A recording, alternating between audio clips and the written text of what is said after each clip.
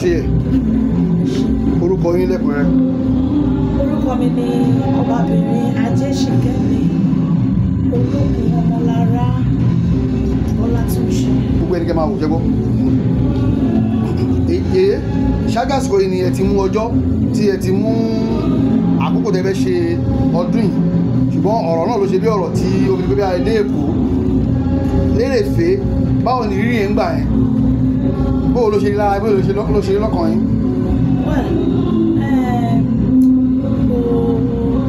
Mo ṣe gbọ́ bóyá bá mi nínú jẹ́ mọ́jì. Lóòótọ́ ṣe mọ̀ pé tí bàbá ṣẹlẹ̀ lójijì, ó jẹ́ nǹkan tó sọ́dí. But at the end of the day, mi ò banújẹ́ torí pé mo mọ̀ nǹkan tí mo gbà. And mo dẹ̀ mọ̀ wípé everything ó ṣẹlẹ̀ for a reason. Nígbà yẹn mo mọ̀ pé mo lè fẹ́ gbé mi ga ni àwọn náà fẹ́ náwó lé lọ́dún márùn-ún ṣe tán láti tún gbé mi gòkè ju bí mo ṣe lérò lọ. So mo ṣe gbọ́ rí ìgbà mi bá lára bákan torí pé mo mọ̀ nǹkan tí mo ń ṣe, mo dẹ̀ mọ̀ nǹkan tí mo ń gbà. Mo dẹ̀ mọ̀ bí ọ̀nà tí mo wà yẹn tó ń fẹ́ máa bá mi jà sí yẹn àbí tó fẹ́ máa gbógun tì mí lé lórí. Mo mọ̀ bí ọ̀nà tó gbé mi ni. So kò ní lè touch me much. Ẹ fẹ́ ṣe ẹ ti ṣe àbí? Ẹ fẹ́ ṣe ẹ ti ṣe?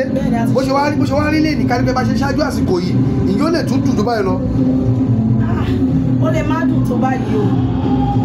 Ó lè má dùn tó báyìí torí pé pláàni tí mo ní tẹ́lẹ̀ kò ṣe bọ́ lókun tó báyìí.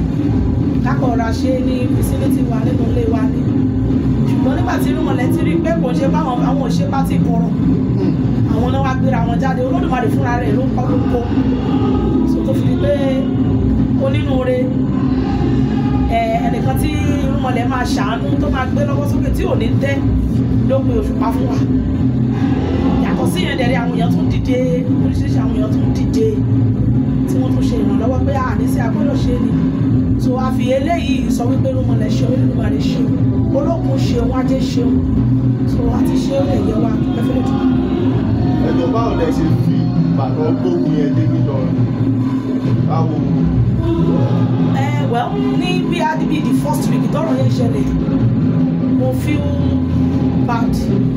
But nígbà tí gradually bí story ṣe hàn fold, mo padà realize pé Olódùmarè fẹ́ kí n rí àwọn àṣírí kan tí mi ò mọ̀ tẹ́lẹ̀ ni. Because so many things ni mi ò mọ̀ tẹ́lẹ̀ nípa ìlú Ìlọrin, ọ̀ àwọn èèyàn tó wà nínú ẹ̀, ọ̀ àwọn èèyàn kan. So mo believe pé Olódùmarè kan fẹ́ la ojú mi sí àwọn kankan láti rí mi. So nǹkan tí mo kàn feel nìyẹn pé there is a lesson to learn nínú gbogbo ọ̀rọ̀ yẹn. Kò ń ṣe pé ariwo yẹn ni mo wo ẹ̀kọ́ tí mo rí mú jáde nínú ẹ̀. Ọmọ Ẹ̀gbá ní ẹ lọ sí Ìlọrin, ẹ tẹ̀lú ń bẹ̀, ẹ ti lọ bí ọdún mélòó kan tí ayé ti mọ̀ yín dáadáa. Ní ṣókí, irú ìlú wo gan nílùú Ìlọrin? To you. Well, to me, if I will be sincere, nítorí pé òtítọ́ ló dáa, Ìlọrin is a very peaceful place. Ìlú tó yẹ kó tí wọ́n máa gbé àlàáfíà wà ń bẹ̀ ni. Ṣùgbọ́n ṣe mọ̀ pé kò sí bá ṣe lè sọ wípé ìlú máa dáa tó àwọn alákatakí tí àwọn èèyàn burúkú gbọ́dọ̀ wà nínú ẹ̀. Àwọn at least gbogbo nǹkan tó ṣe kò ṣe everybody ló sọ̀kọ̀ tiwọn. So ti yẹ a ní àwọn kan tó yẹ pé ayé wọn ti bàjẹ́ tí yẹ pé àwọn kan fẹ́ bà ẹjọ́ fẹ́ dogun lẹ̀ ní nǹkan tí mo feel nìyẹn o pé àwọn yẹn wọ́n kàn fẹ́ bà ìlú jẹ́ mọ́ onílù lórí ni tó jẹ́ pé bí ogun ìlú ló ń lù ṣùgbọ́n naturally Ìlọrin is a peaceful place torí ìmọ̀ mọ́tì àṣẹ parọ́. Nígbà tọ́rọ̀ yẹn ṣẹlẹ̀ oríṣiríṣi là ń gbọ́, ẹlòmíín pé níyà Ọ̀ṣun, ẹlòmíín pé níyà Odò, ẹlòmíín pé ní Ìwó gangan ní Ọmọlọ́lá Ọlátúnjí ń ṣe gan.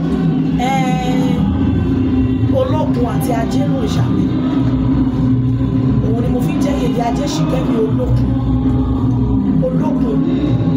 àmọ́ pẹ̀lú ẹ̀ náà gbogbo orúkọlẹ̀ náà ni nítorí pé oníṣẹ̀ṣe ni mí bí mo ṣẹ̀ṣẹ̀ jẹ́ oníṣẹ̀ṣe yẹn gbogbo orúkọlẹ̀ ni mo gbà fún kò sẹ́yìn tí wọ́n lè fi pè mí náà bẹ́ẹ̀ ṣùgbọ́n basically Olókun Ajé Kristi sí ni mí. Tóró táwọn gbọ́ ni wọ́n ní pé ẹ fẹ́ lọ bọ odò Ọ̀ṣun kan ni Ìlọrin òsì nígbà kéèyàn kan jáde nínú ìgboro ní òkè Áńdì kó lọ́ọ́ fẹ́ lọ bọ̀ ṣu.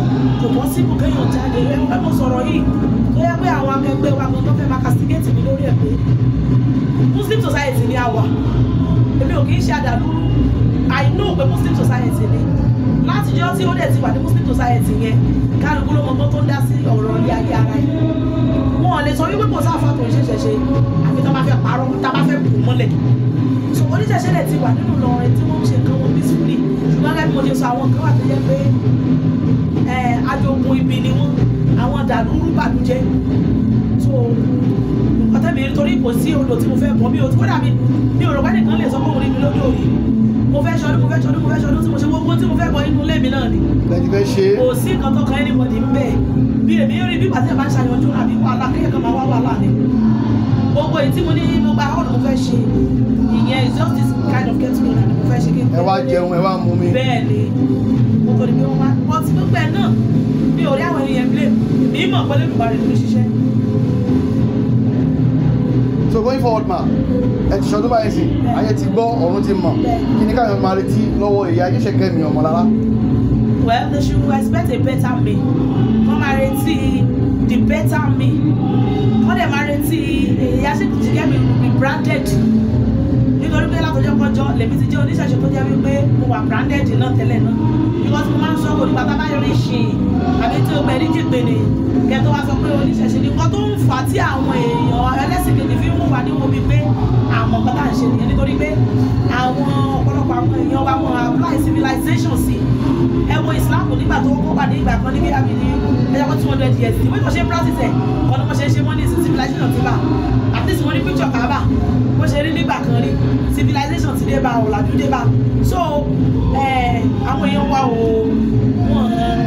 wọ́n àti ńlẹ̀ nínú ìsinmi káwọn jí kiri kọ́ tún ṣe. so wọ́n máa ń retí ìyájẹ́ tó jí kiri nìkan máa retí ìyájẹ́ ọ̀tún ìyájẹ́ aláàánú ìyájẹ́ tó jẹ́ wípé humanity comes first before religion and I will always be like that no matter the time mo pé tí a bá ń ṣe dáadáa tí ó bá kú díẹ̀ kí ọmọ lórí wájú ti kòtò ọmọ náà máa ṣiṣẹ́ yẹn ìmọ́lẹ̀. so lákòótán gbogbo àbákọ́ mọ́sálásí abẹ́sẹ̀kẹ́ni kan ṣe ẹ dáwọ́ ẹ̀dúró náà ni nígbà tí wàhálà rẹ̀ àbẹ̀ ti tẹ̀síwájú.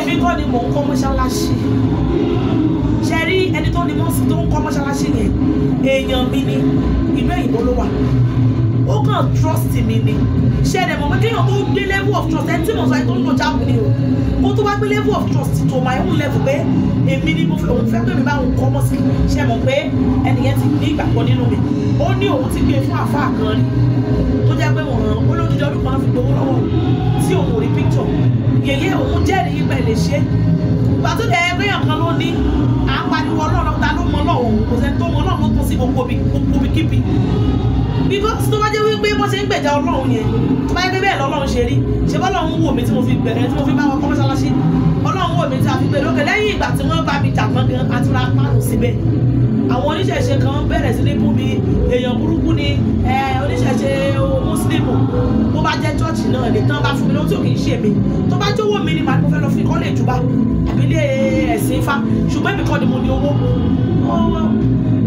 ó ṣe kan tí ní. bàbá ẹ̀kọ́ mọ́ṣáláṣí ẹ̀ sí àwọn mùsùlùmí ló mọ̀ pé.